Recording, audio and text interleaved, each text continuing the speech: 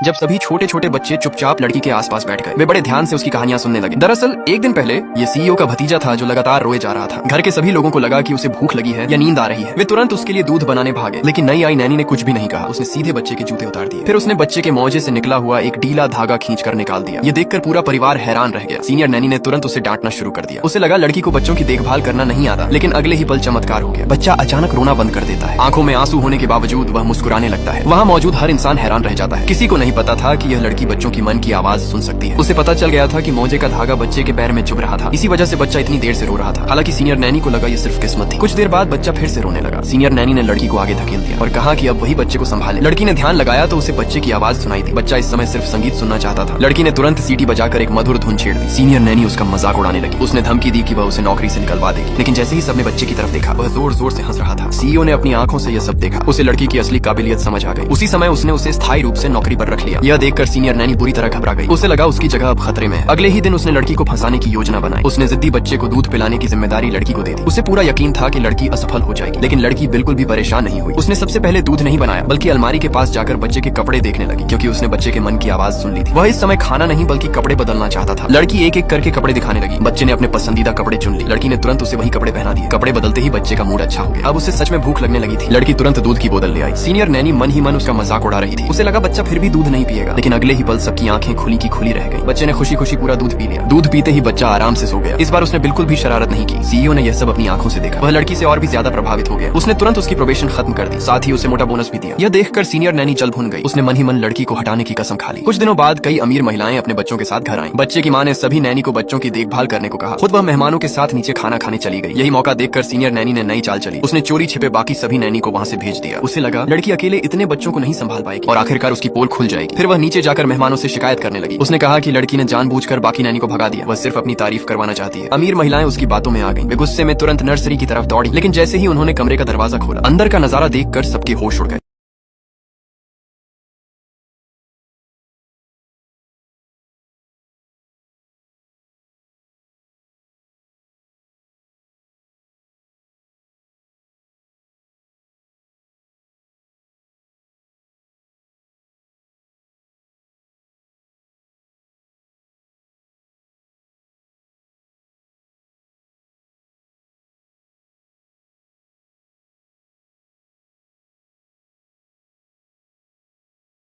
सुबह सुबह जैसे ही सीईओ नींद से उठा, उसने अपने घर में एक हैरत अंगेज मंजर देखा। कई अमीर घरानों की खवातीन अपने अपने बच्चों के साथ उसके घर आ पहुंची थी और बच्चों को घर की नैनीज के हवाले कर रही थी। सीईओ हैरान होकर हाउसकीपर से पूछने लगा कि आखिर ये सब क्या हो रहा है। तब उसे पता चला कि एक दिन पहले उसके घर में एक बड़ी दावत हुई थी। उसी दौरान एक अमीर खातून ने अपनी बच्ची को कुछ देर के लिए उस लड़की के पास छोड़ दिया था। दावत के दौरान सारे बच्चे उस लड़की के साथ इतने घुल मिल गए कि वापस जाने का नाम ही नहीं ले रहे थे। आखिर में लड़की ने उन्हें ये कहकर मनाया कि वो अगले दिन उनसे मिलने जरूर आएगी। तभी बच्चे मान गए, लेकिन अगले दिन लड़की नहीं पहुंची तो सारे बच्चों ने जिद पकड़ ली कि उन्हें उसी के पास जाना है। अपने बच्चों की जिद के आगे मजबूर होकर सभी अमीर खवातीन उन्हें लेकर सीईओ के घर पहुंच गई। सीईओ को देखकर वो बेहद शर्मिंदा हुई और माफी मांगते हुए कहने लगी कि उन्हें खुद समझ नहीं आ रहा कि उनके बच्चों को क्या हो गया है। उन्होंने हर तरह से समझाने की कोशिश की, लेकिन कोई भी बच्चा मानने को तैयार नहीं हुआ। तभी लड़की ने मुस्कुराकर कहा कि छोटे बच्चे ऐसे ही होते हैं। जिन लोगों के साथ उनका दिल लग जाता है वो उन्हीं से चिपके रहते हैं। अगर कोई और उनके साथ प्यार से खेले तो वो धीरे धीरे शांत हो जाते हैं। लेकिन तभी एक अमीर खातून की नैनी तंज कसते हुए बोली कि उसे शक है लड़की ने बच्चों पर कोई जादू कर दिया है। अगर एक या दो बच्चे उससे लगाव रखते तो बात समझ आती, लेकिन इतने सारे बच्चों का एक साथ उसी से चिपक जाना बिल्कुल गैर मामूली है। उसने सबके सामने लड़की से जवाब मांग लिया। नैनी की बातें सुनकर कुछ अमीर खवातीन भी सोच में पड़ गए। उन्हें लगा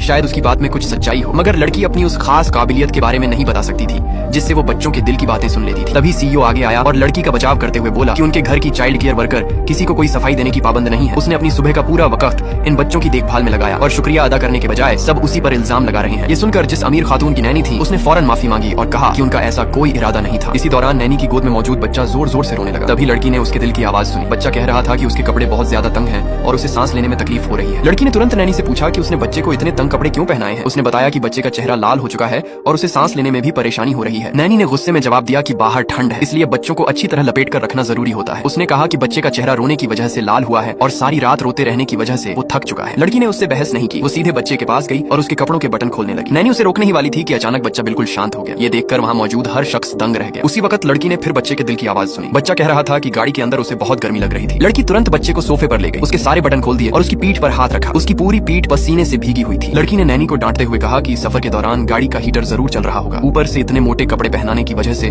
बच्चा ज्यादा गर्म हो गया था। बाहर मौसम ठंडा होने के बावजूद लड़की की देखभाल मिलते ही रोता हुआ बच्चा कुछ ही देर में फिर से मुस्कुराने लगा। अब नैनी के पास अपनी सफाई देने के लिए कोई जवाब नहीं था। सभी अमीर खवातीन को यकीन हो गया कि बच्चों का लड़की से लगाव किसी जादू की वजह से नहीं बल्कि उसकी सच्ची मोहब्बत और बेहतरीन देखभाल की वजह से। एक अमीर खातून ने उसी वक्त अपनी नैनी को घर वापस भेज दिया और हाथ जोड़कर लड़की से गुजारिश की कि आगे से उसके बच्चे की देखभाल भी वही करे। ये देखकर दूसरी खवातीन भी एक एक करके लड़की से यही दरख्वास्त करने लगी। तभी सीईओ और उसकी बहन आगे आए और साफ कह दिया कि वो अपने घर की खास चाइल्ड केयर वर्कर को दूसरे घरों में काम करने के लिए नहीं भेजेंगे। लेकिन अमीर खवातीन भी हार मानने वाली नहीं थी। उन्होंने कहा कि अब तक कोई भी नैनी उनके बच्चों का इतना अच्छा ख्याल नहीं रख सकी। अब तो उनके बच्चे पूरी तरह लड़की के आदी हो चुके हैं। रोज रोज उन्हें यहाँ लाना भी आसान नहीं है। तभी एक अमीर खातून ने एक नया सुझाव दिया। उसने कहा कि वो लड़की के लिए पास ही एक आलीशान विला खरीद देगी जहाँ वो सिर्फ बच्चों की देखभाल कर सके। बाकी सभी खवातीन को भी ये बात पसंद आ गई। किसी ने कहा कि वो विला की सिक्योरिटी की जिम्मेदारी लेगी तो किसी ने बच्चों के खाने, खिलौनों और रोजमर्रा की सभी जरूरतों का इंतजाम अपने जिम्मे लेने की पेशकश कर दी। सीईओ और उसकी बहन को भी ये योजना अच्छी लगी, लेकिन उन्होंने फैसला लड़की पर छोड़ दिया क्योंकि हर रोज इतने सारे बच्चों की देखभाल करना कोई आसान काम नहीं होगा। लड़की परिवार की इस मेहरबानी के लिए बहुत शुक्रगुजार थी। वह यह भी जानती थी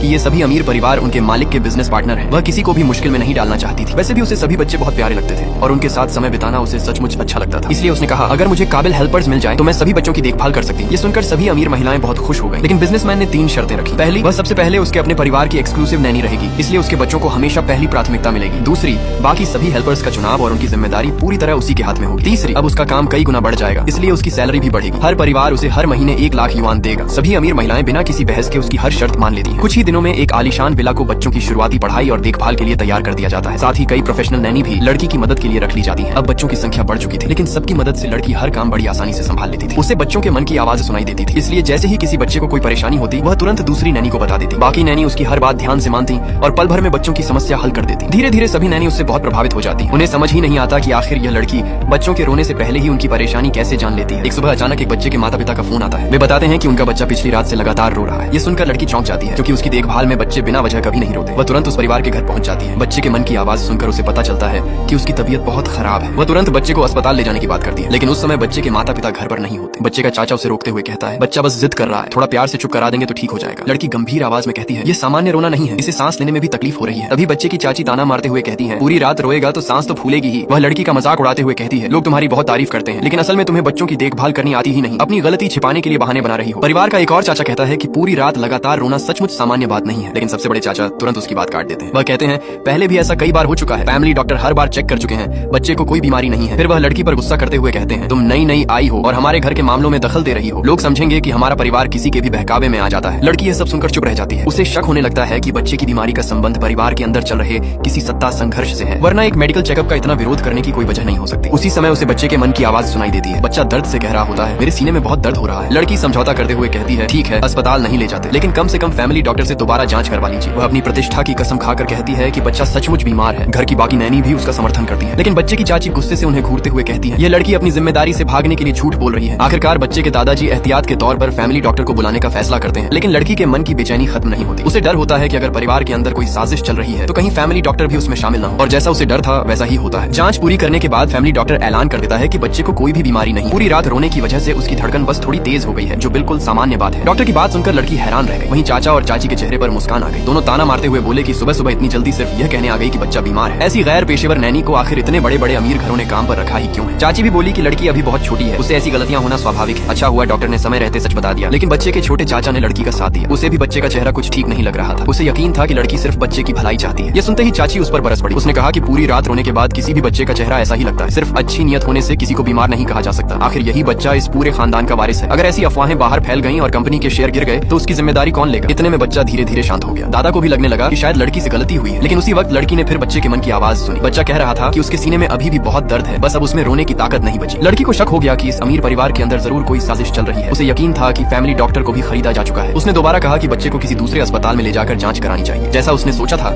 चाचा और चाची फिर उसके रास्ते में आ गए। उन्होंने उस पर गलत इरादों का आरोप लगाया और कहा कि अगर अस्पताल जाकर बच्चे को कोई दूसरी बीमारी लग गई तो उसकी जिम्मेदारी कौन लेगा। लड़की ने उनकी एक न सुनी। उसने सीधे दादा से कहा कि अगर अस्पताल में बच्चे की कोई बीमारी नहीं निकली तो वह सभी अमीर परिवारों की नैनी की नौकरी छोड़ देगी और अब तक मिली सारी तनख्वाह भी वापस कर देगी। उसकी यह बात सुनकर वहाँ मौजूद सभी लोग दंग रह गए। सब जानते थे कि वह कई बड़े घरों में काम करती है और हर महीने 10 लाख से भी ज्यादा कमाती है। उधर फैमिली डॉक्टर ने भी अपनी मेडिकल लाइसेंस की कसम खाकर कहा कि उसकी रिपोर्ट बिल्कुल सही है और बच्चे को कोई बीमारी नहीं है। चाचा भी डॉक्टर का पक्ष लेते हुए बोला कि डॉक्टर पिछले 20 साल से इस परिवार के साथ है और उसने कभी गलत रिपोर्ट नहीं दी। पहले भी बच्चे में ऐसे लक्षण आ चुके हैं, लेकिन कभी कुछ नहीं निकला। लड़की ने दादा से कहा कि सिर्फ इसलिए कि पहले कुछ नहीं हुआ, इसका मतलब ये नहीं कि इस बार भी सब ठीक होगा। हो सकता है बीमारी ऐसी हो जिसे फैमिली डॉक्टर पकड़ ही न पाया हो। आखिरकार दादा उसकी बात मान गए, लेकिन उन्होंने साफ चेतावनी दी कि अगर अस्पताल में कोई बीमारी नहीं निकली तो परिवार को गुमराह करने और बच्चे को बेवजह परेशान करने की सजा उसे जरूर मिलेगी। लड़की ने बिना झिझक ये शर्त मान ली। यह सुनकर चाचा घबरा गया और दादा को दोबारा रोकने की कोशिश करने लगा, लेकिन दादा ने उसे डांट कर चुप करा दिया। इसके बाद पूरा परिवार बच्चे को लेकर अस्पताल के लिए निकल पड़ा। रास्ते भर चाचा लड़की पर दबाव डालता रहा कि वह चेकअप रद्द कर दे, लेकिन लड़की बिल्कुल नहीं मानी। जब वे चाचा के बताए हुए अस्पताल पहुंचे तो लड़की को शक हुआ कि वहां की रिपोर्ट से भी छेड़छाड़ हो सकती है, इसलिए उसने दूसरे अस्पताल में जांच कराने का फैसला किया और वहीं आखिरकार सच्चाई सबके सामने आ गई। नई जांच में बच्चे के अंदर एक गंभीर बीमारी का पता चल गया।